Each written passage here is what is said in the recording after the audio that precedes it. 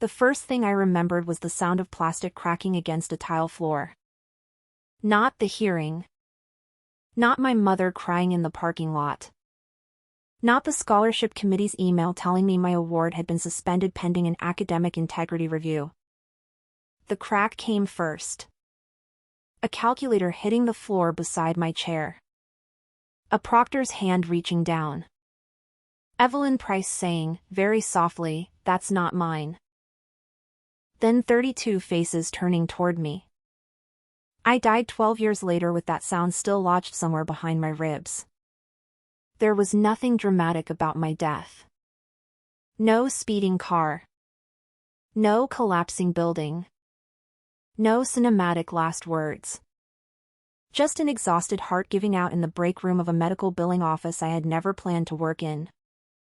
By then, my college dreams had become something I kept folded away like an old acceptance letter. My mother had refinanced the house trying to help me pay for community college after my merit package disappeared. I dropped out anyway when her hours were cut. Evelyn went on to become everything our high school had predicted she would be. Valedictorian. Scholarship winner. Prestigious university. Bright future. I became the cautionary story teachers whispered about when they reminded students not to bring unauthorized materials into an exam room. Nora Hayes had been smart, they said. Such a shame she cheated. My last clear thought before the fluorescent lights blurred above me was not even anger. It was the useless, childish wish that I could go back to one ordinary morning and make one ordinary decision differently. When I opened my eyes, my alarm was screaming. I slapped at my nightstand and knocked my phone onto the carpet. For several seconds, I only stared at the ceiling. My room. Not the rented duplex I had lived in at 30. My room at Mom's house. The faded glow-in-the-dark stars I had never bothered to peel off after middle school still clung above my bed. My navy graduation gown hung from the closet door. A stack of college brochures leaned against my desk lamp. My lungs forgot how to work. I grabbed the phone. May 14th. 6:07 a.m. The morning of the collegiate merit qualification exam. The morning Evelyn borrowed my calculator. My hand started shaking so hard the phone rattled against my palm. A message appeared on the screen. Evelyn, morning genius. You bringing your CX-84 today, right? Mine has been acting weird. The exact message. Even the little smiling face at the end. I dropped the phone. For one terrifying second I smelled the administration conference room from my first life, stale coffee, dry erase marker, rain trapped in wool coats. I heard Assistant Principal Reed asking why an unauthorized formula archive had been found on a calculator registered to me. I heard Evelyn crying. Not loud crying. Evelyn had always understood the power of restraint. She sat with both hands wrapped around a paper cup and whispered, "Nora asked me to hold it because she was afraid they might inspect her desk." I remembered turning toward her so fast my chair scraped the floor. What? She looked at me with wet eyes. I'm sorry. I didn't know what was on it. The calculator had been mine. That was the fact everything else attached itself to. Mom had bought it used from a graduating senior because a new one cost more than we could spare. I had registered the serial number with the school math department for classroom testing. My name was scratched lightly inside the battery cover because I was forever losing things. Evelyn had borrowed it before the exam. She had taken it into the restroom under the excuse that she needed to reset a frozen screen. What I hadn't known then was that she had spent weeks preparing a hidden archive of formulas, practice answers, and copied reference tables in a format prohibited by the exam board. She had loaded them onto my calculator. When the device was discovered on the floor beside my chair midway through the exam, she said it belonged to me. I said she had borrowed it. She said I was panicking. There had been no camera inside the exam room. No recording in the restroom. No teacher had seen the exact moment I handed it to her because I had done it in the hallway before check-in. The device was mine. The files were on it. And I had been stupid enough to say, in a group chat the night before, if your calculator dies tomorrow, you can use mine. That line followed me for years. I swung my legs out of bed. On my desk, beside 2 sharpened pencils and my admission ticket, sat the CX-84. Black case. Worn corner. Tiny white scratch near the display. In my first life, I had picked it up at 6:42. I remembered because Mom had yelled from downstairs that I would miss breakfast, and I had shouted back that I was packing my calculator. I crossed the room. My fingers hovered above it. Then I opened the bottom drawer of my desk, put the calculator beneath a stack of old notebooks, and closed the drawer. That was it. No secret recording device. No elaborate trap. No dramatic confrontation. I left my calculator at home. My knees almost gave out. It seemed too small. 12 years of my life had grown from one borrowed object. How could closing a drawer possibly be enough to stop it? My phone buzzed again. Evelyn, seriously though, bring it. My battery warning came on last night. I stared at the message. Then I typed, can't. Leaving mine at home today. 3 dots appeared immediately. Evelyn, why? Me, I don't need it for the sections I'm taking. That was true. The CMQE allowed approved scientific and non-CAS graphing calculators on the quantitative section, but every problem could technically be completed without one. It would cost me time. Maybe a question or 2. In my first life, that possibility would have horrified me. A scholarship exam measured in percentile points was not where you volunteered to work slower. This time, losing 2 questions sounded cheap. Evelyn, Nora, come on. I literally told you mine is glitching. My stomach tightened. There she was. Not a monster. Not yet. Just Evelyn as I remembered her at 18, neat dark ponytail, immaculate notes, a voice that always sounded reasonable, even when she was asking you to rearrange your day around her. We had known each other since 9th grade. She had once driven Mom and me home from urgent care when our car battery died. She had brought me soup during sophomore year flu week. When Dad's birthday came around and I got quiet, Evelyn never made me explain why a dead man could still ruin an afternoon. That was why betrayal had worked. I had not trusted a cartoon villain. I had trusted a girl who had been kind to me often enough that I never thought to ask what kindness cost her. I set the phone face down. Mom knocked once and opened the door. Nora? You awake? I looked up. She was 43 again. Not 60, with silver at her temples and medication bottles lined beside the sink. 43. Her hair was still damp from the shower. She wore her green grocery store polo under an old cardigan and held a plate with toast balanced on one hand. My vision blurred. Hey. Her expression changed. What's wrong? I stood so fast the desk chair rolled backward. Then I hugged her. Mom made a startled noise. Okay. Good morning to you too. I buried my face against her shoulder. In my first life, I had spent years watching guilt make her smaller. She blamed herself for not hiring a lawyer immediately. For not understanding the exam board's appeal process. For telling me to apologize for any misunderstanding because she thought cooperation would make adults see I was a good kid. She picked up extra shifts to cover legal consultations later, after the scholarship was gone and the school had already placed an integrity violation in my file. At 55, she started having chest pain. At 57, she sold the house. At 60, she told me she was proud of me for surviving.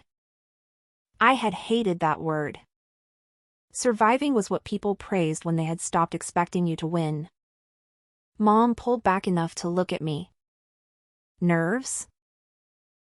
I swallowed. Something like that. She touched my cheek. You know this exam doesn't decide whether you're smart. No. It decides whether a committee gives us a lot of money for knowing you're smart. A laugh escaped me. That was exactly what she had said the first time. I wiped my eyes. Can I ask you something weird? You've got 8 minutes before I start charging by the question. If someone asks you to borrow something important today, say no. Her eyebrows rose. That is weird. Please. She studied me for a moment, then nodded. Okay. I almost told her everything. I almost said, Mom, I died. I almost said, we spent 12 years paying for a lie because I let someone borrow a calculator. But there was no version of that conversation that ended anywhere useful. So I ate my toast. At 6:41, I checked my bag. Admission ticket. School ID. 2 pencils. 2 backup pencils. Eraser. Clear bottle of water with the label removed. No calculator. No case. No cable. Nothing Evelyn could borrow and later call mine. At 6:45, another message arrived. Evelyn, I'm outside. Of course she was. In my first life, she had offered me a ride because Mom's shift started before check-in. I had accepted. This morning, Mom had already arranged for our neighbor, Mrs. Alvarez, to drop me at school on her way to work after I abruptly claimed I felt carsick when I rode with nervous people. It was a terrible excuse. Mom had looked at me like I had grown a second head. But she had texted Mrs. Alvarez anyway. I moved to the window. Evelyn's silver sedan sat at the curb. She was in the driver's seat. Beside her, on the passenger side, was a hard black calculator case. Not mine. My pulse jumped. I knew that case. I had seen it once before, though not until months after the exam, when the district released a photograph of confiscated materials as part of its annual testing report. A black case with a silver diagonal stripe. Inside had been a Vectra Apex CAS9. A computer algebra system model explicitly banned under CMQE rules because it could manipulate symbolic equations, store searchable documents, and run custom scripts. At the time, no one connected that confiscated device to Evelyn because the report was anonymized. I did now. She had already prepared a backup. That was the part one had never known. In my first life, my calculator was not her only route. It was simply her safest route because it belonged to me. My phone rang. I let it ring twice before answering. Hey. Are you coming out? Evelyn asked. Mrs. Alvarez is taking me. Silence. Then, why? My mom already arranged it. You could have texted me. I just did. No, you didn't. I looked at the time. I guess I'm telling you now. Another pause. Evelyn hated being surprised. She covered it well, but after a lifetime of replaying the worst day of my life, I could hear the shift in her breathing. Did you bring the CX-84? No. Nora. I told you. You don't need it? I'll do the math by hand. That's insane. Probably. She lowered her voice. I really need a backup. Then you should bring one that's approved. That silence lasted longer. I watched her through the blinds. Her head turned toward the passenger seat. Toward the black case. "Mine is approved," she said. I felt something inside me go very still. "Great. Then you're all set." I ended the call. She remained at the curb for another 20 seconds. Then her car pulled away. I did not smile. I did not feel triumphant. I sat on the edge of my bed with both hands pressed between my knees until they stopped shaking. Because I knew what happened next in my first life. I knew the exam. The room. The proctors. I knew Evelyn had planned to cheat. But I did not know this version. The future had already moved. And for the first time, it would have to move without using me as a rail. Mrs. Alvarez talked the entire drive to school. Normally, I loved that about her. She could turn a 7-minute trip into a complete history of everyone on our block, including people I had never met. That morning, I barely heard her. My eyes stayed on my bag in my lap. It looked wrong without the calculator case bulging against one side. At 7:18, we turned into the north parking lot of Ridgemont High. Students clustered near the gym entrance beneath blue signs printed with CMQE testing site. Parents idled at the curb. A teacher in a yellow safety vest waved cars forward. I knew every angle of that entrance.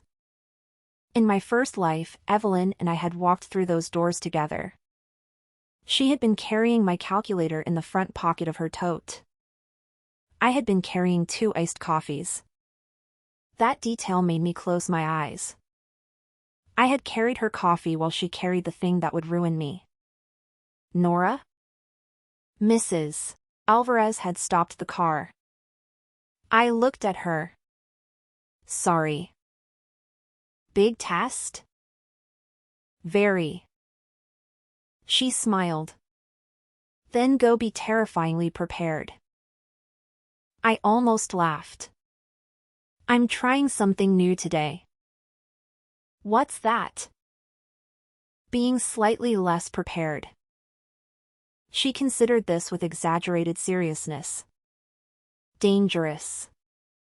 I support it. I got out. The May air was cooler than I remembered. For years, that morning had existed in my head as a fixed set of images. Gray sky. Wet pavement. Evelyn's silver car. The gym doors. Mr. Lawson checking admission tickets. Now there were details I had forgotten. A freshman volunteer taping a crooked arrow to the brick wall. Someone's father jogging back from the parking lot with an ID card held above his head. A girl in a red sweatshirt doing breathing exercises beside a trash can. Life had been happening all around me on the day I thought mine ended. My phone buzzed. Evelyn, where are you? I did not answer immediately. I walked to the check-in tables instead. The CMQE was not a normal classroom test. It was administered by the Collegiate Merit Consortium, a regional nonprofit that awarded tuition grants through participating universities. Our school only provided the site and staff. That mattered. In my first life, I had assumed Assistant Principal Reed could simply clear things up if he believed me. He could not. Once a testing irregularity was filed, the consortium conducted its own review. Scores could remain frozen for weeks. Scholarship decisions moved on without you. This time, I read every sign. Photo ID ready. Bags stored at rear of room. Phones powered off and sealed and provided pouches. Calculators must appear on the approved device list. No sharing of devices after check-in. That last sentence had existed in my first life too. I had never noticed it. Mr. Lawson sat at the first table with a roster. Hayes, Nora. I handed him my ID and admission ticket. He checked both, then pointed toward a second table. Testing room B. Device declaration with Ms. Patel. My mouth went dry. Device declaration. Of course. The consortium had added it the year before after a cheating scandal at another school. Candidates bringing calculators had to show the model at check-in. Staff marked the approved category on the seating roster. In my first life, Evelyn had carried my calculator through this step. Because it was approved, Ms. Patel had written CX84 beside Evelyn's name. Later, Evelyn claimed she had only been holding it for me. The roster should have helped me. Instead, because my own row also listed CX84 from the duplicate device slip I had filled out in homeroom the week before, the discrepancy became mud instead of proof. I stepped toward Ms. Patel. She smiled without looking up. Calculator model? None. Her pen stopped. She looked at me over her glasses. You're sitting for quantitative reasoning. Yes. You understand calculators are allowed for that section? Yes. I'm choosing not to use one. You can't borrow one from another candidate after check-in. I understand. She made a mark on the roster. Then she slid a small declaration card toward me. Initial here next to no device. My heart kicked. I signed. N. H. 2 letters. The first piece of evidence in a life I intended to keep. Ms. Patel tucked the card behind my admission ticket. Room B, seat 14. Bag at the rear wall. Good luck. Thank you. I had taken 3 steps when I heard my name. Nora. Evelyn stood just inside the doors. She looked exactly as she had in my memories. Cream sweater. Dark green skirt. Hair tied back. Pearl studs her grandmother had given her for junior year awards night. For 1 second, grief hit me harder than anger. There had been a version of my life where seeing her made me feel safe. That girl was gone, even if Evelyn herself had not yet done anything I could prove. She came toward me quickly. Why didn't you answer? I was checking in. Her gaze dropped to my hands. Then my bag. You really didn't bring it. I told you I wasn't going to. I thought you were kidding. Why would I joke about that at 7 in the morning? She gave a thin laugh. Because you're weird before tests? I shrugged. Her fingers tightened around the strap of her tote. The black calculator case was inside. I could see the silver stripe through the half-open zipper. Evelyn noticed my eyes there and pulled the zipper closed. I brought my backup, she said. Good. It's just an older model. Then check the list. Her mouth pressed into a line. I did. She had not. Or she had, and she was hoping the rules had changed. I stepped aside. You should check in. She caught my wrist. My body reacted before my mind did. I yanked free. Evelyn blinked. Whoa. Sorry. I rubbed my wrist. My pulse was suddenly everywhere. On another timeline, the last time she grabbed me that morning was after the exam, in the hallway outside the counseling office. She had whispered, "Stop making this worse." I forced my shoulders down. I'm just keyed up. Her expression softened. For a second, she looked like my friend again. Me too. Then she leaned closer. Can you do me a favor? There it was. I almost laughed from the familiarity of it.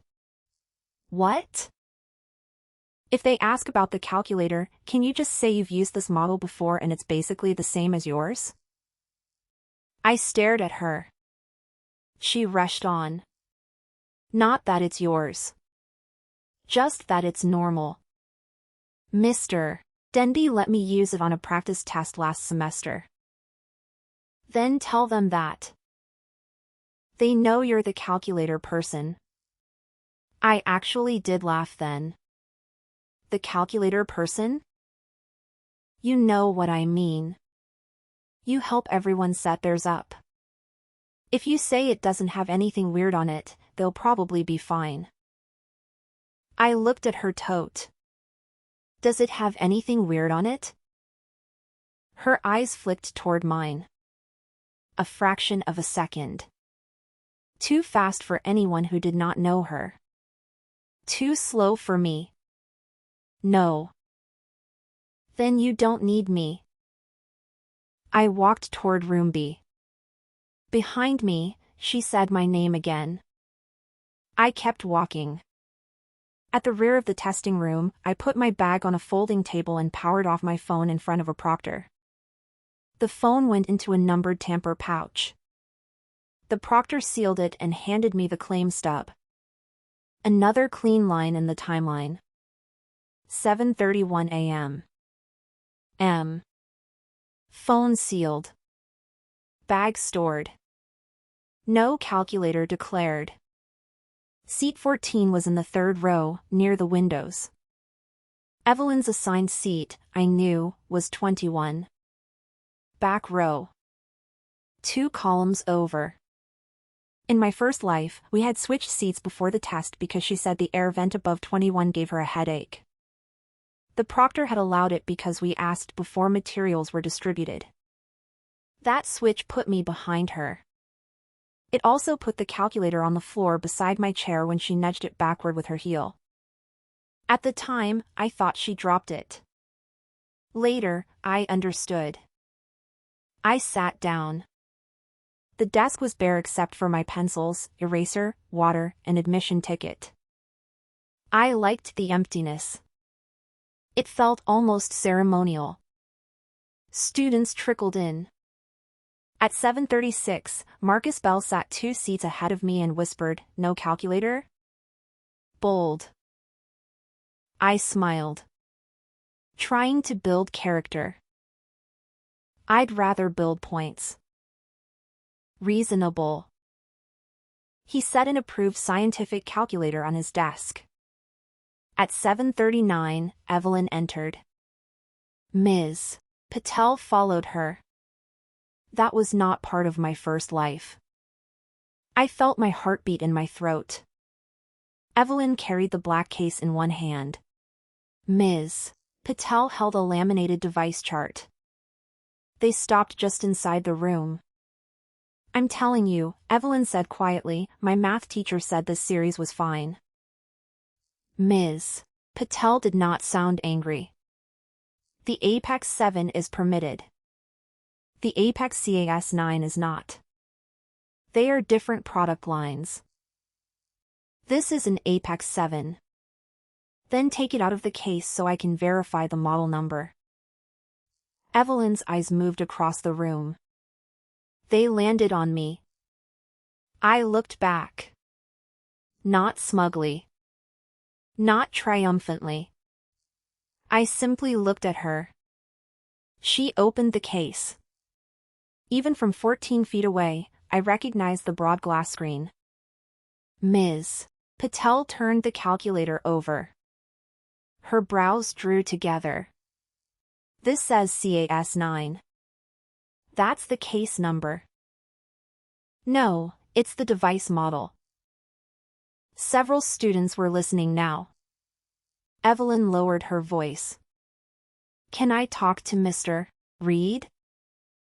You can, but the consortium rules are not set by Mr. Reed. This model cannot be used in the testing room. If you have an approved backup, you may retrieve it before the room closes. Evelyn looked at the wall clock. 7:41. Doors closed at 7:50. Her car was in the student lot on the other side of campus. She had time. Barely. She looked at me again. Then she said, "Nora." Ms. Patel followed her gaze. I did not move. Evelyn gave a small, embarrassed smile. Can I borrow yours? Mine died last night, and this was just a backup. The room went very quiet in the way rooms do when people pretend not to listen. Ms. Patel looked at my empty desk. Candidate Hayes declared no device. Evelyn's smile faltered. She has one in her bag. No, I said. My voice sounded steadier than I felt. I left it at home. Ms. Patel looked between us. Borrowing after check-in isn't permitted anyway. Right.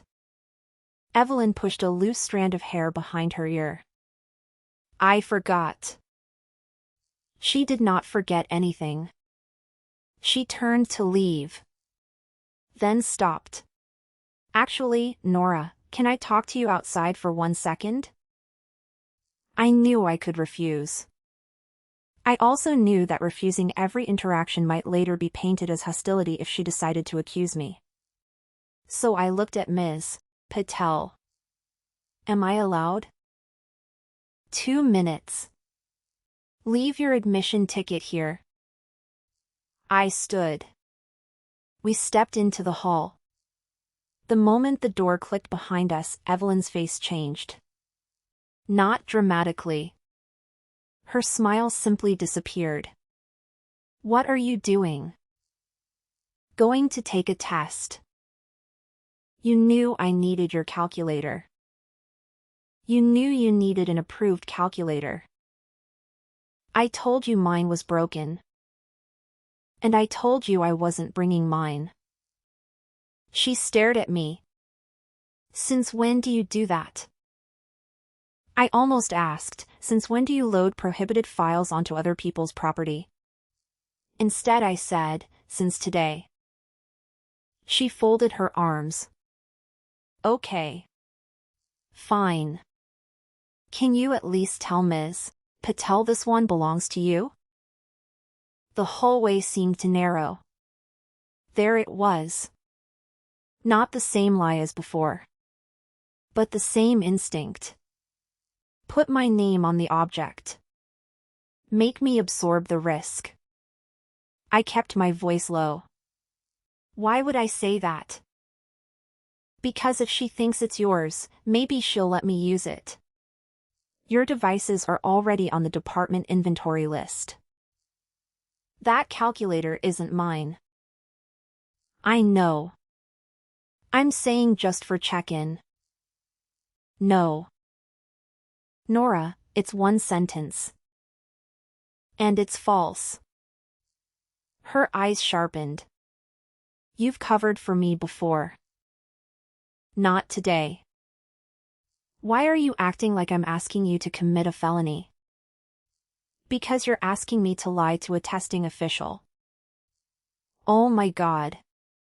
She glanced toward the gym doors. You always do this. You turn everything into a moral philosophy seminar when normal people would just help their friend. The words hit an old bruise.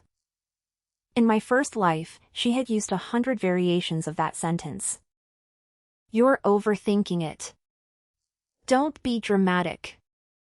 It's not a big deal. Just help me out. And every time I felt difficult for having a boundary, I removed it.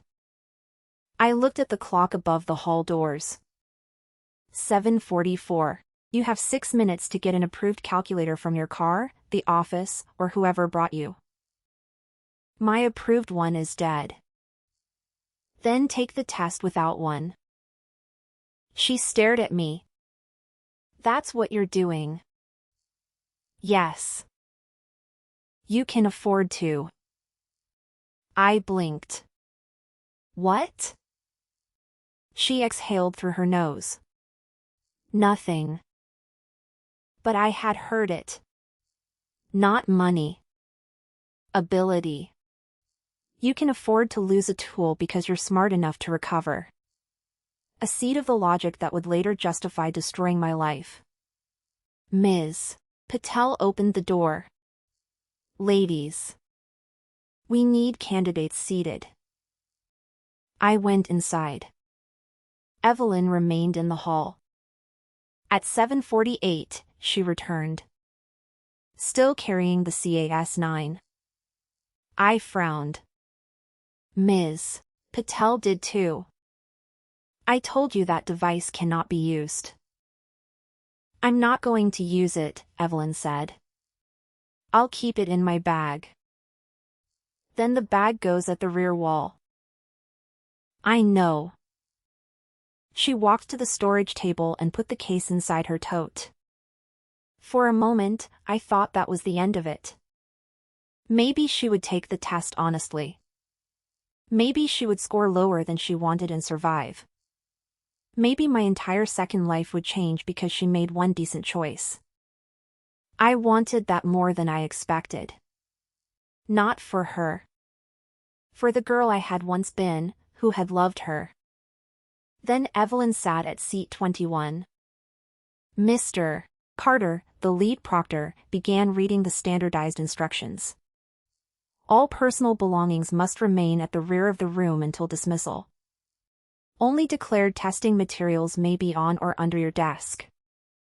Calculators, where permitted, must remain visible on the desktop during the quantitative section and may be rechecked at any time. Evelyn stared straight ahead. Mr. Carter continued. Possession of an undeclared electronic device during active testing may result in immediate removal and an irregularity report.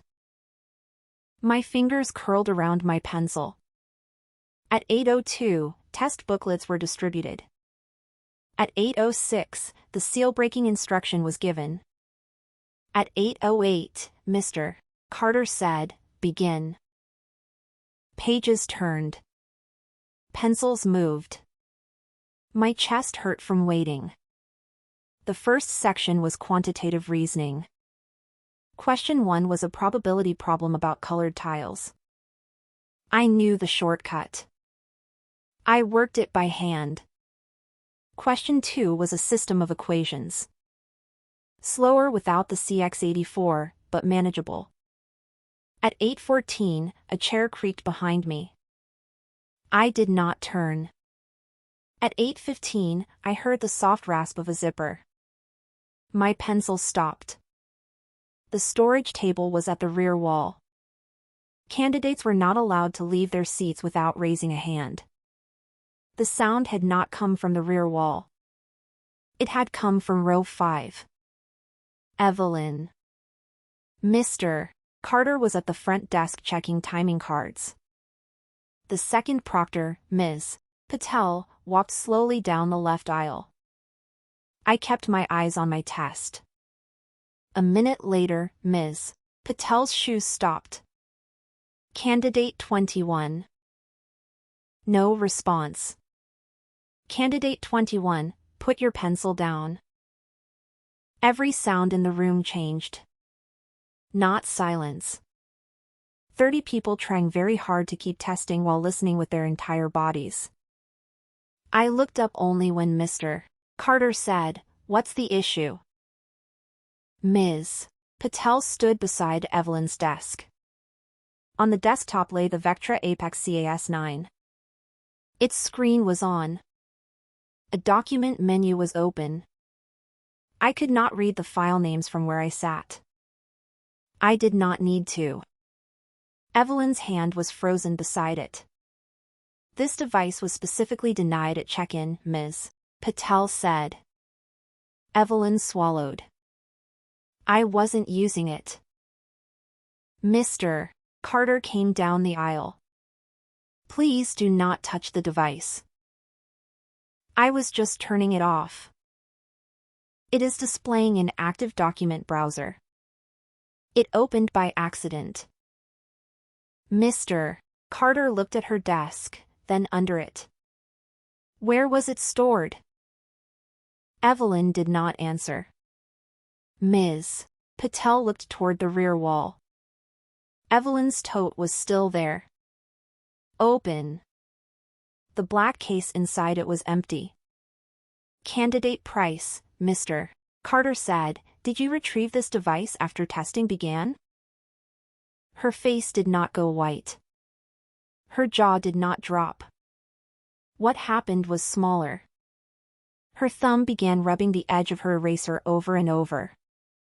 I forgot it was in my cardigan. She was wearing a cream sweater with no cardigan. Mr. Carter glanced at her.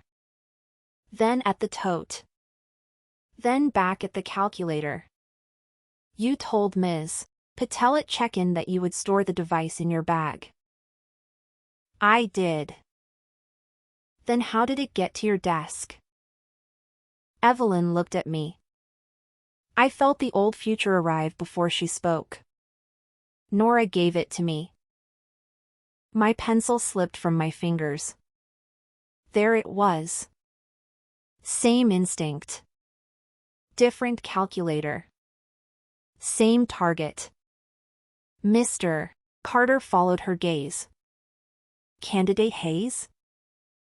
I looked at him. My heartbeat was violent, but my voice came out clear. No. Evelyn turned toward me. Nora. Not angry. Warning. Almost pleading. The same tone she had used in the hearing 12 years ago. Mr. Carter raised one hand. No discussion between candidates. He looked at Ms. Patel. Pause 21's test. Document the time. Then he looked at me. Candidate Hayes, continue testing unless instructed otherwise. I stared at him. In my first life, both our tests had been stopped immediately. Because the calculator was mine. Because my name was already attached to the device. Because Evelyn had built the trap around something I owned. This time, my desk was empty. My device declaration said none. The calculator in front of her was not mine. For the first time, her accusation did not carry enough weight to stop my pencil. Mr. Carter escorted Evelyn out. The door closed behind them. No one gasped. No one whispered. The room simply resumed the tiny sounds of 100 decisions being made on paper. I looked down at question 11. For a few seconds, I could not understand the words. Then I took a breath. And solved it. I finished the exam at 11:47. My hand ached. The quantitative section had taken almost every second I was given. There were 2 questions I guessed on because doing long arithmetic by hand had eaten time I normally would have saved. I did not care. When Mr. Carter called time on the final section, I set down my pencil and felt lighter than I had in 12 years. Not safe. Just lighter. There was a difference. Candidates were dismissed by row after staff collected every booklet and answer sheet. No one was allowed to retrieve a phone until a proctor checked the tamper pouch number against the claim stub. When my row was called, Ms. Patel stood beside the rear table. She gave me my bag. Then she held up my sealed phone pouch. Before you open this, Assistant Principal Reed needs to speak with you. My stomach tightened anyway. Of course he did. Am I in trouble? I can't answer that. Her tone was careful, not cold. There was an allegation involving your name. The consortium requires us to document it. I nodded. Can I call my mother first? Once the pouch is opened, yes. She checked the seal, watched me tear it, and noted the time on a form. 11:55 a.m. My phone came alive with 19 notifications. Most were from our class group chat. 3 were from Mom. 6 were from Evelyn. I did not open Evelyn's messages yet. I called Mom. She answered on the second ring. "How'd it go?" Her voice made something in me unclench. "The test itself?" "Fine." A pause. That sentence has a dangerous second half. A student got removed for an unauthorized calculator, and she told the proctors I gave it to her. Mom went silent. "Did you?" "No. I didn't bring one at all. My check-in form says that." Her next breath came out slowly. "Okay. No accusation. No panic. Just okay." I had forgotten what it felt like to be believed before I had earned it through suffering. "They're asking me to talk to the assistant principal," I said. "I'm coming." "You're working." "I have a lunch break." "Mom, Nora." "I'm coming." Don't sign anything you don't understand. Don't agree to anything just to make people comfortable. Tell the truth, and if someone asks you to guess, say you don't know. I closed my eyes. In my first life, she had learned those sentences too late. Maybe I had changed more than one thing simply by changing myself. Okay. 10 minutes. Assistant Principal Reed's office had not changed. Same framed diploma. Same fake plant. Same bowl of peppermints nobody ate. But this time, the consortium site coordinator was there too. Her name was Dr. Lena Whitmore. I remembered her from the first hearing, though then she had joined by video after the violation report was already written. Today she sat at the conference table with a laptop open and a clear evidence bag beside her. Inside was the Vectra Apex CAS-9. My palms went damp. "Mr. Reed gestured to a chair. "Nora, thanks for waiting. Your mother is on her way?" "Yes. We can wait for her before discussing anything substantive." That alone was different. In my first life, I had been questioned alone for nearly 20 minutes because I insisted I could explain everything. I had talked too much. I had filled every silence. I had offered theories. I had tried to make them understand my friendship with Evelyn. Half my own words were later summarized as inconsistent. This time, I sat down and folded my hands. Dr. Whitmore looked at me. "For now, I only need to ask one procedural question. Did you bring any electronic calculating device onto campus for today's exam?" "No." "Any calculator at all?" "No." "Thank you. We'll wait." So we waited. I looked at the evidence bag. A white inventory sticker had been placed across the back of the calculator. Time confiscated, 8:17. Seat, 21. Candidate, Evelyn Price. The words seemed almost unreal. In my first life, that sticker had carried my candidate number. At 12:09, Mom came in still wearing her work polo. She sat beside me. Dr. Whitmore explained the process. A prohibited device had been found in active use at Evelyn's station. Evelyn claimed I had given it to her shortly before testing and told her to keep it hidden because it contained unauthorized material. My mother turned her head slowly toward me. I could see anger building, but not at me. Dr. Whitmore continued. "Ms. Price has made a direct allegation of attempted facilitation. Because both candidates are eligible for consortium awards, we have to treat it seriously. That does not mean we accept it as fact. I nodded. What happens to Nora's score? Mom asked. At this moment, her answer sheet remains valid. Depending on what we learn today, we may flag it for administrative review. A flag is not a cancellation. How long can a review take? Normally 5 to 10 business days. My nails pressed into my palm. Scholarship finalists were announced in 9 days. There was the danger. Not prison. Not expulsion on the spot. Procedure. Delay. In my first life, delay had been enough to destroy me. Mom heard it too. And if the review isn't finished before the finalist deadline? Dr. Whitmore did not soften the answer. The award committee can hold a finalist slot if there is strong reason to expect exoneration, but they are not required to. My stomach dropped. Evelyn did not need to prove I cheated. She only needed to keep my score uncertain long enough. That was her real weapon. Mr.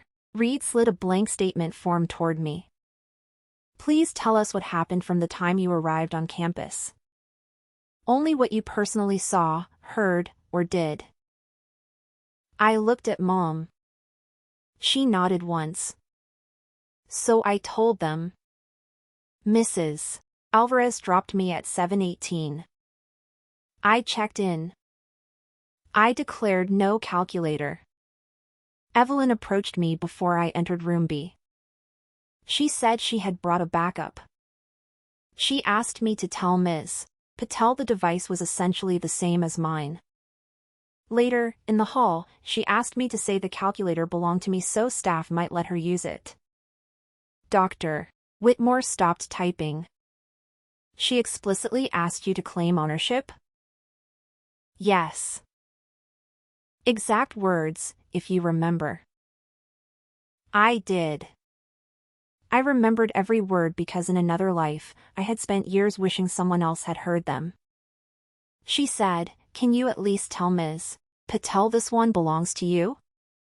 Then she said, "I know. I'm saying just for check-in." Mr. Reed rubbed his chin. Did anyone hear that conversation? Not that I know of. We were in the hallway. I saw the familiar weakness open. No witness. My word against hers. Dr. Whitmore did not react. Did you touch the CAS-9 at any point? No. Have you ever owned one? No. Have you ever used that specific device? Not that I know of. Do you know how Ms. Price obtained it? No. That was technically true in this life. I knew what I had seen through a window this morning. I knew what later evidence had implied in my first life. I did not know who purchased it. So I did not guess. Did you communicate with Ms. Price this morning before arriving? Yes. May we see those messages? You can decline. If you consent, we'll photograph only the relevant thread and return your phone immediately. I unlocked my phone. Yes. The messages were almost embarrassingly useful. Morning genius. You bringing your CX-84 today, right? Mine has been acting weird. Can't. Leaving mine at home today. Why? I don't need it for the sections I'm taking. Nora, come on. I literally told you mine is glitching. Dr. Whitmore read them twice. Then she asked, did she mention the CAS-9 in writing? No. She called me from outside my house. Call log? I showed her. 6:49 a.m. Incoming call from Evelyn Price. Duration 2 minutes, 12 seconds. Not proof of what she said. Proof that the contact happened. Layer by layer. I could almost feel the evidence building under my feet. Then my phone buzzed in my hand. Evelyn. Everyone at the table saw the name. Dr. Whitmore looked at me. You are not required to answer. I did not. A message appeared instead. Evelyn, we need to get our story straight before they turn this into something huge. My mother made a sound that was almost a laugh and not amused at all. Dr. Whitmore said, please don't respond yet. Another message arrived. Evelyn, I told them you handed me the calculator because you were scared they'd inspect it. Just say I misunderstood you. They'll probably void mine but leave yours alone. The room changed. Mr. Reed leaned forward. Dr. Whitmore did not touch my phone. Nora, may I photograph those messages? Yes. A third came in. Evelyn, please. My parents will kill me. You can still do well without the scholarship. I can't. My breath caught. There it was again. You can afford it. Not because I had money. Because she believed my competence was a resource she was entitled to spend. Mom's hand closed over mine under the table. Dr. Whitmore took the photographs. Then she said, do not delete anything. Do not engage with her about the facts of the incident unless you choose to. If she contacts you, preserve it. Okay. I'm going to place an administrative notation on your score, not a misconduct flag. That means the score can continue through normal processing while we investigate the allegation. I stared at her. It won't automatically block the scholarship? Correct. My eyes burned. Such a small procedural distinction. In my first life, I had never received it because the prohibited material was found on my own registered device. Mom squeezed my hand. Mr. Reed looked at me carefully. Nora, is there any reason Evelyn might think you would agree to take responsibility for this? 100 memories rose at once. Doing half her chemistry lab because she had a migraine. Telling a teacher we had both misunderstood a deadline when really she had forgotten. Letting her copy my outline because she promised not to use the same examples. Covering her student council check-in shift when she wanted to go to a concert. None of those things made me responsible for today. But they explained why she had chosen me. Because I usually help her, I said. Even when helping costs you? Mom asked quietly. I looked at her. Especially then. No one said anything for a moment. Dr. Whitmore closed her laptop halfway. There will likely be follow-up.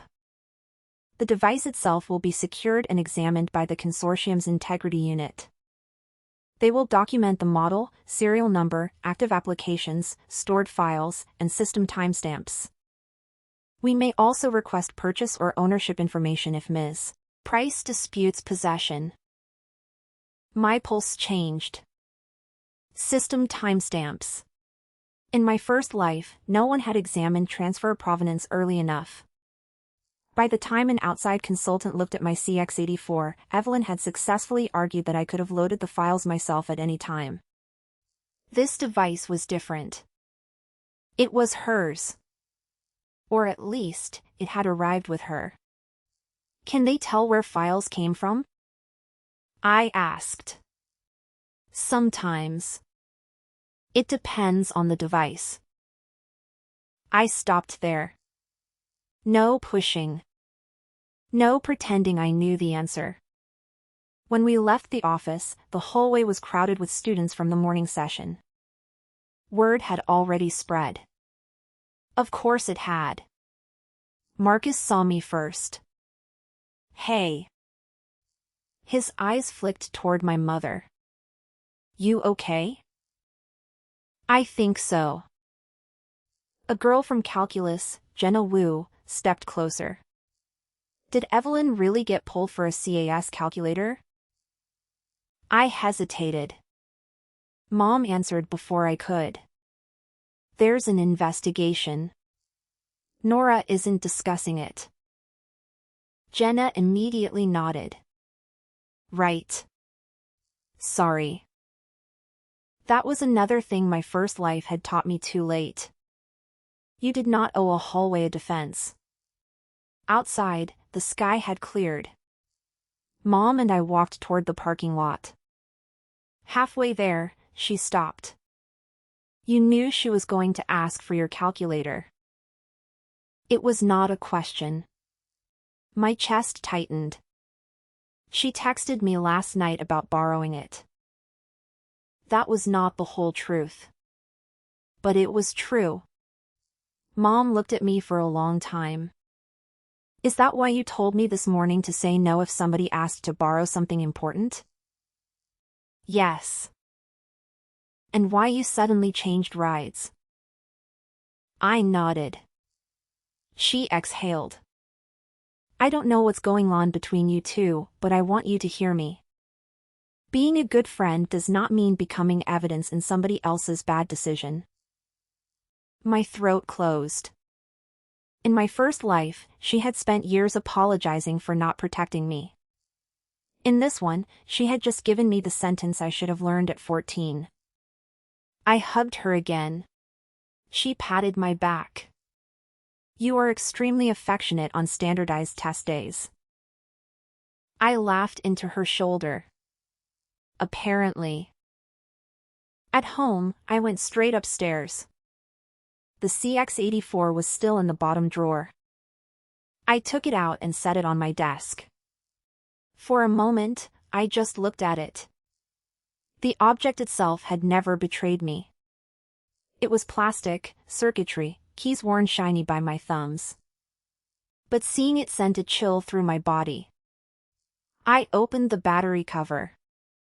My name was still scratched inside. N. Hayes.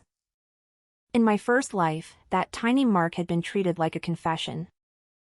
I took a photograph of the calculator where it sat on my desk beside that morning's dated newspaper Mom had left on the kitchen counter. Then I stopped. The photograph might be useful to show the device was at home now, but it could not prove it had been there at 8:17. I refused to turn weak evidence into fake certainty. Instead, I checked something else. Our front door camera. Mom had installed it after package thefts that winter. I had forgotten about it because in my first life, I left the house carrying the calculator in my backpack. The footage only showed what everyone already knew. This time, it showed me leaving at 7:10 with a flat canvas tote. It did not show the contents. More important, at 6:45 it showed Evelyn's car pulling to our curb. She never got out. At 6:52, she drove away. No handoff. No contact. Useful, but not magical.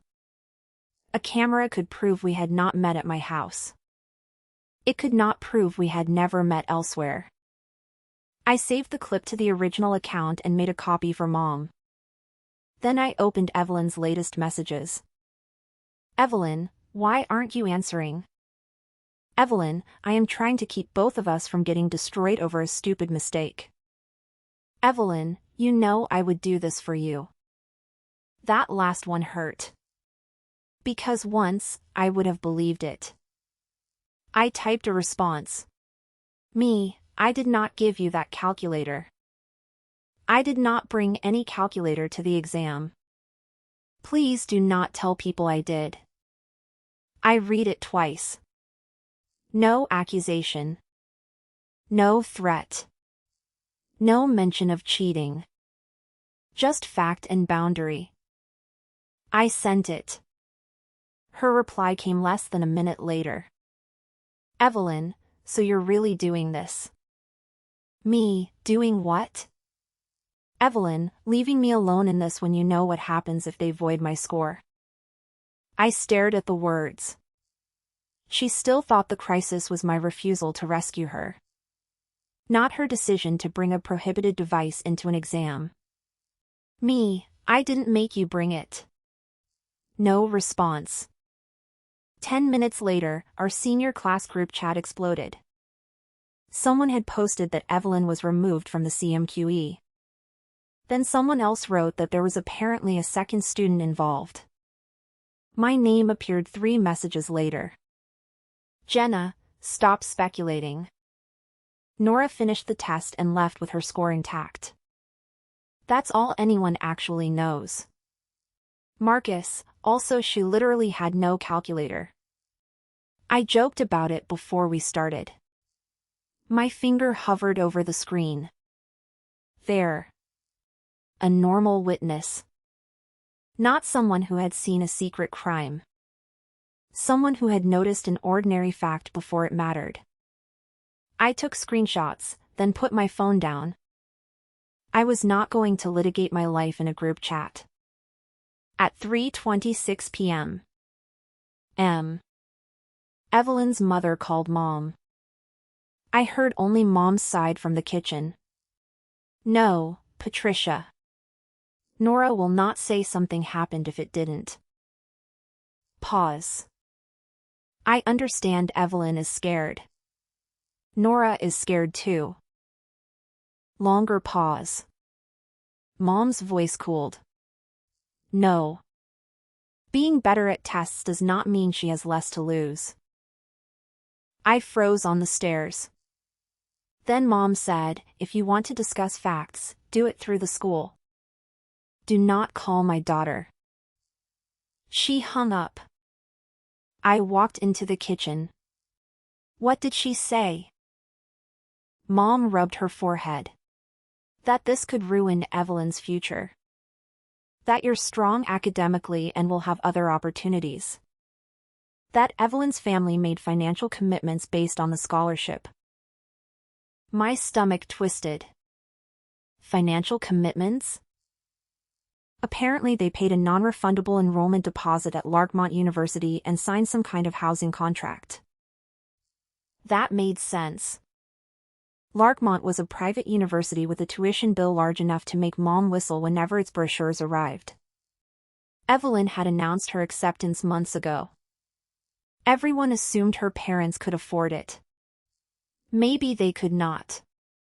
Maybe the CMQE scholarship was not a trophy to her. Maybe it was the bridge holding up everything she had promised people. Understanding the motive did not make me softer about what she had done. It made her more real. And somehow, more frightening. People did not need to hate you to sacrifice you. Sometimes they only needed to believe their future mattered more.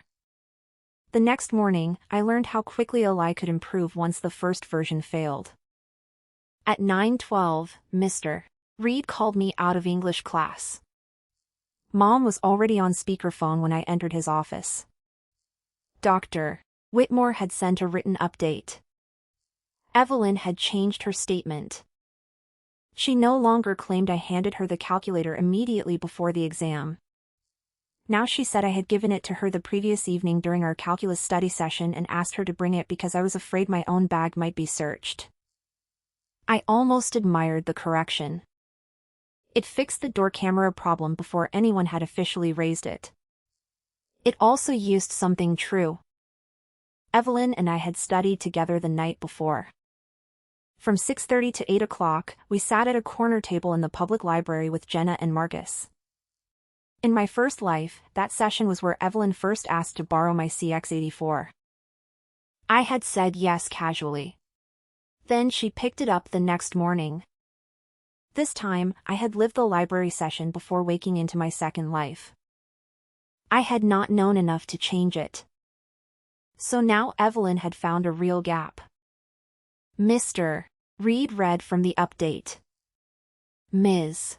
Price states that Nora showed her the CAS-9 during the library session, said she had obtained it secondhand, and asked Ms. Price to carry it into the testing site.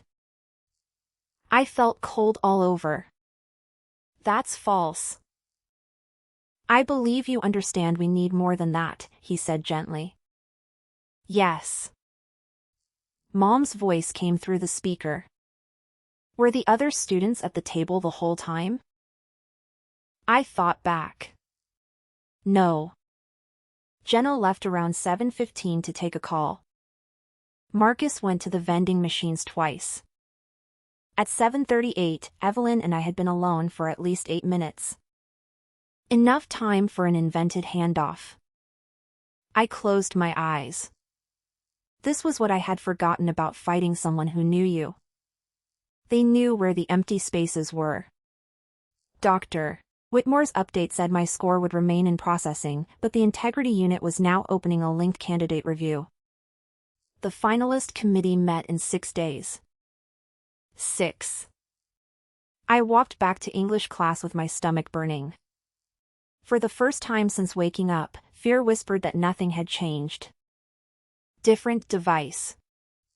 Different lie. Same machine closing around me. At lunch, I sat alone in the courtyard and tried to think like the woman I had become in my first life instead of the terrified girl I had been.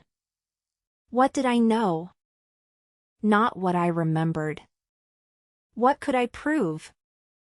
Evelyn had asked in writing whether I was bringing my CX-84. If she already possessed a supposedly secret CAS-9 from me, why ask that? She had asked me in the hallway to claim the CAS-9 belonged to me. No witness to the exact words. She had texted afterward, telling me to support her story. Strong evidence of coordination, but she could argue panic. The device itself mattered most. Ownership. History. Files. I did not have access to any of that. The investigators did. My job was not to solve their job for them. My job was to preserve mine. I opened the library app on my phone. Our public library used reservable study tables with QR check-in. Jenna had booked our table under her card, not mine. That could establish timing, not objects. Then I remembered something. At 7:42 the night before the exam, Evelyn had complained that her laptop was dying. She plugged it into the floor outlet beside my chair. Her laptop. Not a calculator. I had taken a photo of Marcus asleep over his practice packet because he had drooled on a page. The photo was still in my camera roll. I opened it. There was Marcus, head on folded arms, Jenna's empty chair, my water bottle in the foreground. And beyond him, Evelyn. Her laptop was open. A black calculator case with a silver diagonal stripe sat beside it. The timestamp was 7:46 p.m. The night before the exam. I stopped breathing. It did not prove what was inside the case. But it proved she had possessed that distinctive case before the morning she claimed I had handed her the calculator.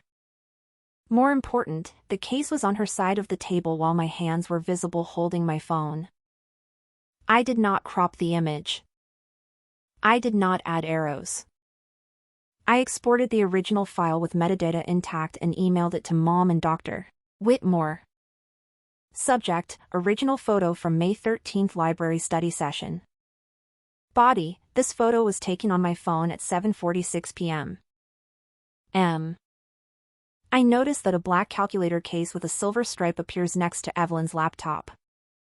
I do not know what device was inside it. I am sending the original file so the timestamp and metadata can be preserved. Then I put my phone away. No exaggeration. No claim I could not support. At 1:03, Dr. Whitmore replied. Received. Thank you for stating the limits of what the image shows. That sentence gave me more comfort than any promise could have. Facts had edges. For once, I was going to let them keep their shape. The consortium hearing was scheduled for Friday afternoon. By then, the rumors had become their own ecosystem. Some students said Evelyn had been caught with stolen exam answers. That was false. Some said I had reported her because I wanted the scholarship. Also false. Some said we had planned to cheat together and I backed out at the last second. That one spread fastest because it was the most entertaining. I said nothing publicly. Evelyn did. She posted a carefully worded statement to her private senior account. A misunderstanding involving shared study materials is being investigated. I have complete confidence the truth will come out. Please don't harass anyone involved, including Nora. Including Nora. 3 words that made her look gracious while placing me squarely inside the scandal. My first instinct was to respond. My second was older. Evidence first. Audience later, if ever. On Thursday evening, Dr. Whitmore called Mom. The Integrity Unit had completed its preliminary device inspection. The CAS-9 contained 23 stored reference documents and 4 custom calculation scripts that violated testing rules. The device log showed it had exited restricted exam mode 3 days before the test and had not been reset afterward. Several files had been transferred from a computer identified in the device history as EPRIS laptop. My hands went numb around the kitchen chair. Mom asked, "Can a device name be faked?" "It can be changed," Dr. Whitmore said. "So we do not treat that alone as proof of ownership. We have additional records." There it was. No magic forensic answer. One clue supporting another. The Price family had provided a purchase receipt after arguing that Evelyn brought the wrong calculator by honest mistake. Patricia Price had purchased the CAS-9 9 months earlier for Evelyn's advanced calculus course. The serial number on the receipt matched the confiscated device. I sat back. Mom's eyes closed briefly. Dr. Whitmore continued. Their current position is that ownership is not disputed. Ms. Price now says Nora asked her to bring Evelyn's calculator into the room because Nora knew it contained reference materials and wanted access to them indirectly. I laughed. I could not help it. Every time one wall closed, Evelyn moved the story to another room. Mom did not laugh. So now Nora didn't give her the calculator at all? Correct. But 2 days ago she said Nora did. Correct. And on test day she texted Nora asking her to say it belonged to Nora. Correct. A pause. I assume you'll be discussing those contradictions tomorrow. Dr. Whitmore's voice remained neutral. Yes. The hearing took place in the district conference center, not our school. There were no classmates in the room. No cheering crowd. No dramatic audience. There were only the people whose decisions actually mattered. Dr. Whitmore. A consortium integrity officer named Samuel Ortiz. A scholarship program representative. Mr. Reed. Evelyn and her parents. Mom and me. That was enough. In my first life, I had entered a room like this believing that truth should be obvious if I spoke passionately enough.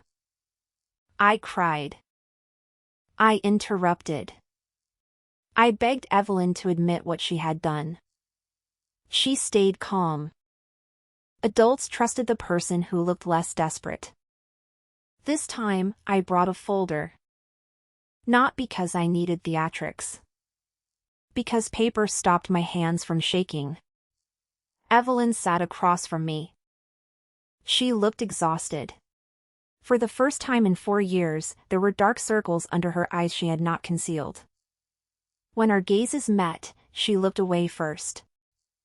Mr. Ortiz began with procedure. No one was on trial. The consortium was deciding whether either candidate had violated testing rules and whether the integrity notation on either score should remain. Statements had to address evidence.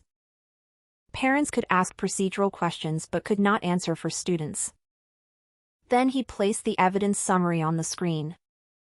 Item 1, check-in records. Nora Hayes, no calculator declared, initialed 7:22 a.m. M. Evelyn Price, Vectra Apex CAS 9 presented and rejected at check-in, notation made 7:40 a.m. M. Patricia Price shifted in her chair. Evelyn stared at the table. Item 2, room incident report. At 8:17, the CAS 9 was found powered on at seat 21, displaying its document browser. The device had been retrieved after testing began from a personal bag stored at the rear wall. Evelyn interrupted. I already explained that I wasn't reading anything. Mr. Ortiz looked at her. You'll have an opportunity to respond. Please let me finish.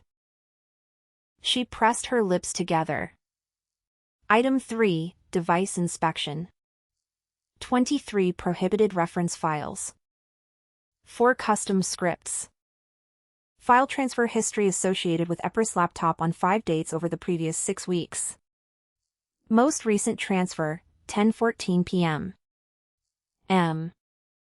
The night before the exam. I looked up. That was after our library study session. Evelyn had gone home and added files. Item 4, purchase record. The CAS 9 had been purchased by Patricia Price and shipped to the Price residence 9 months earlier. Patricia leaned forward. We never denied buying it. We are saying Nora encouraged Evelyn to use it. Mr. Ortiz nodded. That is why we're reviewing communications. Item 5 appeared. My messages with Evelyn from exam morning. Morning genius. You bringing your CX84 today, right? Mine has been acting weird. Can't. Leaving mine at home today. Why? I don't need it for the sections I'm taking. Mr. Ortiz looked at Evelyn. If Ms. Hayes had instructed you the night before to bring your CAS 9 so she could access its reference files, why did you ask whether she was bringing her CX84? Evelyn answered quickly. Because I wanted her to have a normal calculator too. For whom? For either of us. As backup. But sharing devices after check-in is prohibited. I wasn't thinking about the check-in rule. Ms. Patel's written statement appeared next.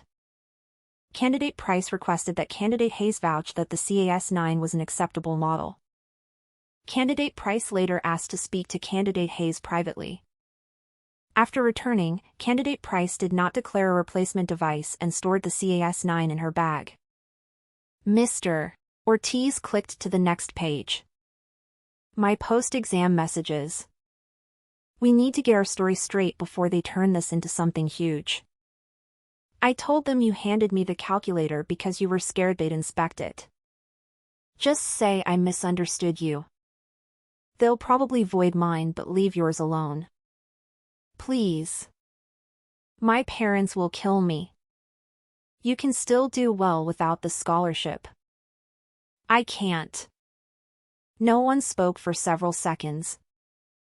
Evelyn's father finally turned toward her.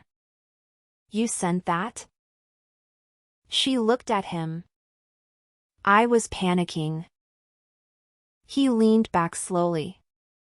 Mr. Ortiz said, your first statement said Ms. Hayes handed you the device on exam morning.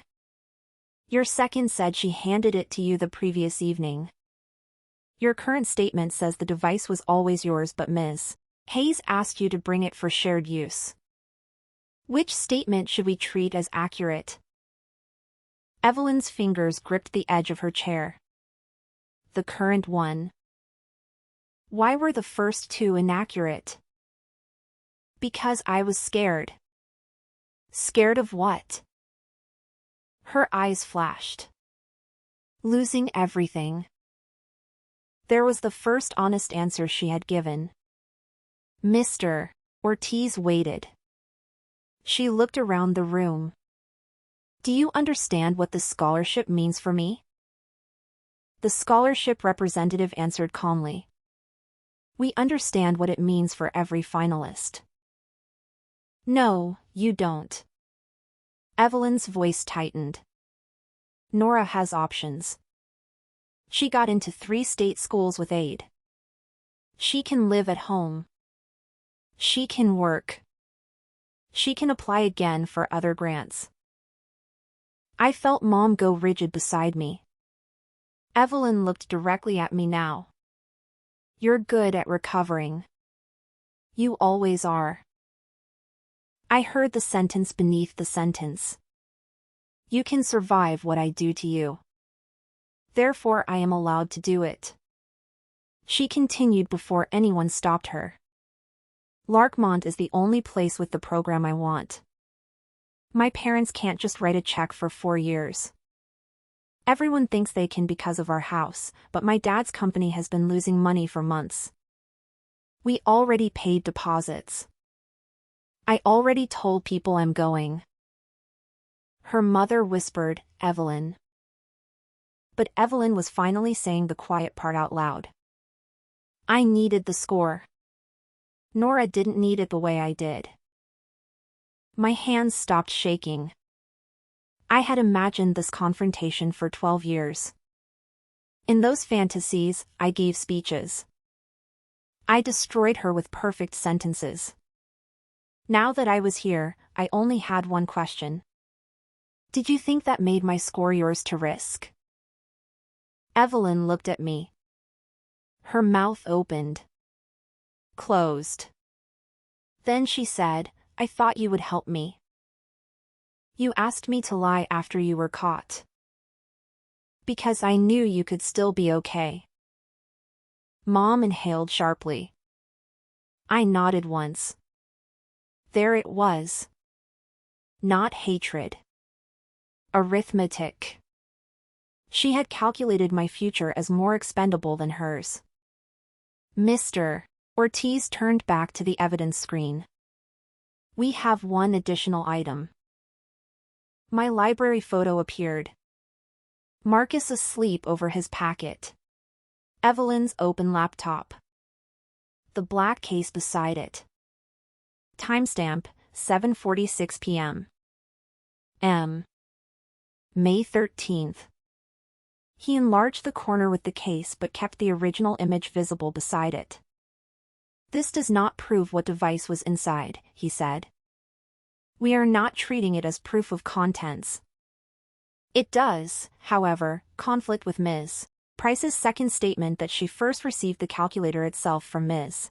Hayes during an 8-minute period when the other students were away. The device transfer log also shows a connection to Epra's laptop later that same night. Evelyn stared at the screen. Mr. Ortiz continued. Taken separately, no single item resolves every question. Taken together, the records establish a consistent sequence. Ms. Price owned the prohibited device.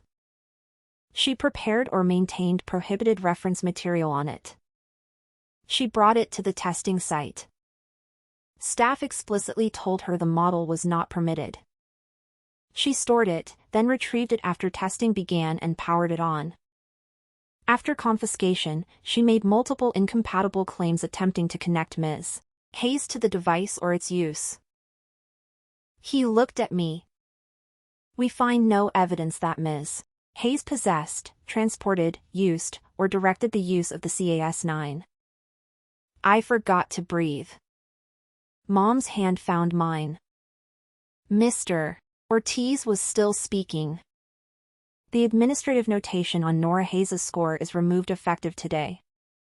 Her score will be released through normal processing and remains eligible for all consortium awards. I stared at the table because if I looked at Mom, I was going to cry.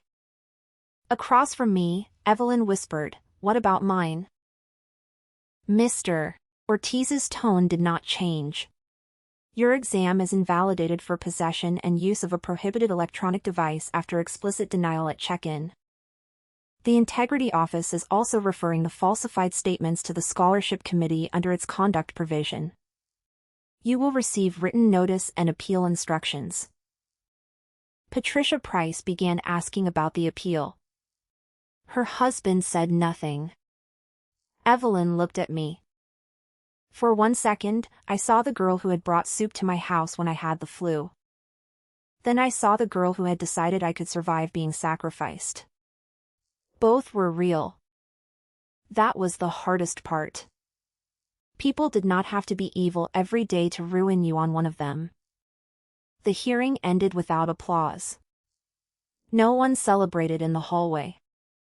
Mom and I walked outside into bright afternoon sun. Halfway to the car, she stopped and turned toward me. You okay? I opened my mouth. Then I started crying. Not pretty crying.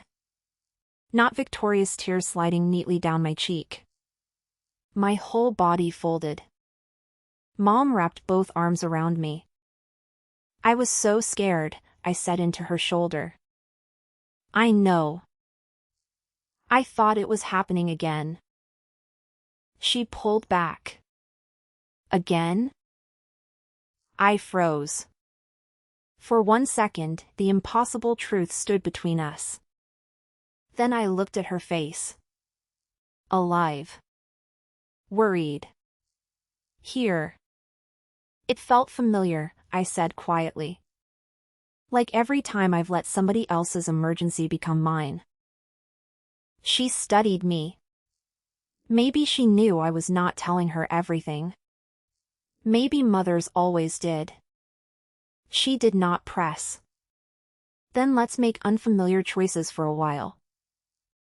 I laughed through my tears. Deal. 3 days later, the CMQE score email arrived at 6:03 in the morning. I was already awake. Mom stood behind my chair in the kitchen while I opened it. Quantitative reasoning, 97th percentile. Not my first life score. That had been 99th. 2 questions. Exactly what I had expected to lose by leaving the calculator at home. My overall composite was still high enough for finalist consideration. Mom read the number twice. You did that without a calculator? Yes. Show off. I smiled. For the first time, 97 felt better than 99 ever could have. It belonged entirely to me. The scholarship decision came the following Friday. I did not open it alone. That mattered. In my first life, after the investigation started, I had become obsessed with handling things myself. Every email felt dangerous. Every phone call felt like evidence. I stopped letting Mom sit beside me because I could not bear watching her hope. This time, I put my laptop on the kitchen table between us. The message began with congratulations. I covered my mouth. Mom read aloud because I could not. The Collegiate Merit Consortium is pleased to offer Nora Hayes a 4-year renewable academic grant. Her voice broke on 4-year. The grant was not the largest award. It did not turn us rich. It covered tuition at 2 of my 3 state university choices and most of it at the 3rd. It changed everything. Mom sat down hard in the chair beside me. Then she laughed. Then I laughed. Then both of us cried enough that the email blurred. That afternoon, I went upstairs and opened the bottom desk drawer. My CX-84 was still there. I picked it up. The worn corner fit my palm exactly the way it always had. For 12 years in my first life, I blamed that calculator. I blamed the borrowed object. The careless yes. The hallway where nobody saw the handoff. But the real mistake had started earlier. It started every time I believed being useful was the same thing as being loved. Every time someone else's panic became proof that I had to surrender a boundary. Every time I thought a good person should be willing to absorb a little damage so someone else could stay comfortable. I put fresh batteries in the calculator. Then I wrote my name inside the cover again, darker this time. Nora Hayes. Mine. Not because I was afraid anyone would steal it. Because ownership meant something different now. My work was mine. My choices were mine. My future was mine. At graduation, Evelyn's chair was not empty. She was allowed to graduate because the consortium violation was separate from our school credits, and the district found no basis to erase 4 years of completed coursework. That was fair. Her valedictorian designation, however, was reviewed under school policy after the falsified statements and removed. She appealed the consortium decision. The exam invalidation stood. I heard all of that from official notices and ordinary school gossip. I did not follow the rest. Larkmont. Her deposits. Her parents' finances. Those were no longer problems waiting for me to solve. On graduation morning, I wore my navy gown over a simple white dress. It had pockets. Deep ones. Mom noticed while taking pictures in the front yard. You can fit your whole life in those things. I slid my phone into one and laughed. Not anymore. She did not understand why that sentence mattered. She smiled anyway. Before we left, I went upstairs one last time. My college acceptance packet was taped beside the desk. The scholarship letter was tucked inside it. The calculator sat on the shelf. I considered bringing it for some ridiculous sentimental reason. Then I left it there. I did not need to carry proof of what I had survived. Outside, Mom leaned on the horn. Nora! We are not being late to your own graduation. Coming! I ran downstairs. The front door closed behind me. In my first life, one borrowed calculator became the object around which everyone else built a story about who I was. A cheater. A disappointment. A girl who almost made it. This time, I had left it at home. And with my hands free, I finally walked into the life that had been waiting for me all along.